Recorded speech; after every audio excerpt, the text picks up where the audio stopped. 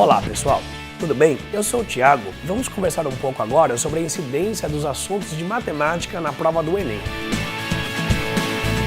Bom, a primeira coisa importante dessa prova é que a prova de matemática é composta por 45 questões.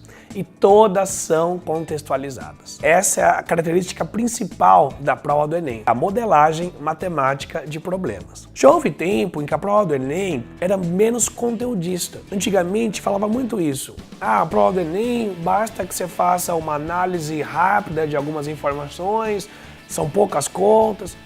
Hoje em dia já não é mais assim. Eles querem que você tenha um domínio muito grande das competências técnicas de matemática. Eles querem que você saiba sobre álgebra, sobre geometria, sobre análise combinatória, sobre logaritmo, além das habilidades de você ler um gráfico, interpretar uma tabela, que já são conhecidas na prova do Enem.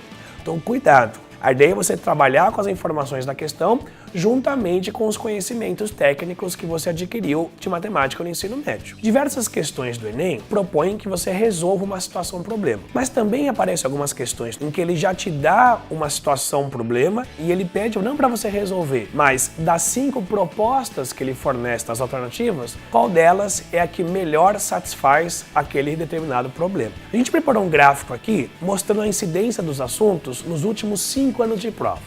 Vamos dar uma olhadinha nesse gráfico. Em primeiro lugar, aparece o assunto razão e proporção.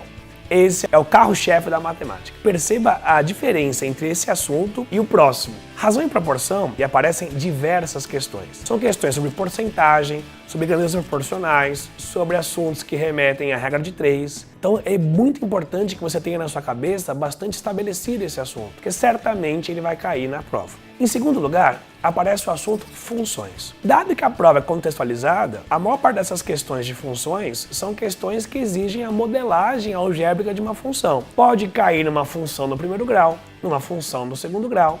Às vezes ele pede para você analisar um gráfico de uma função. Aliás, análise gráfica é a parte que mais aparece de função. Pra você ter uma noção, existe uma área de competência de matemática do Enem todinha dedicada à análise de gráficos de funções. Em seguida, o próximo assunto é geometria.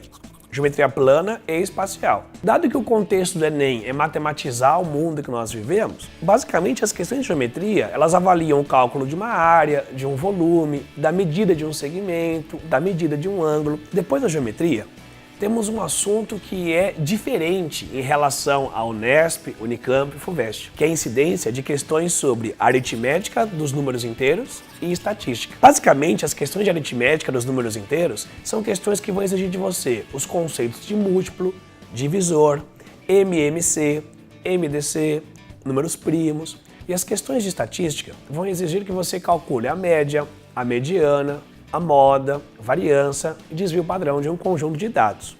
São 2 assuntos clássicos na prova do Enem, tá? Então é bom você já ir se preparando e dando uma revisada nesses 2 assuntos. Em seguida, também temos o assunto probabilidade, relacionado de certa forma à estatística. É claro que existem outros assuntos que aparecem na prova do Enem, mas com uma incidência bem menor. Cuidado bastante com essa prova em relação ao tempo. Dá uma olhadinha na questão.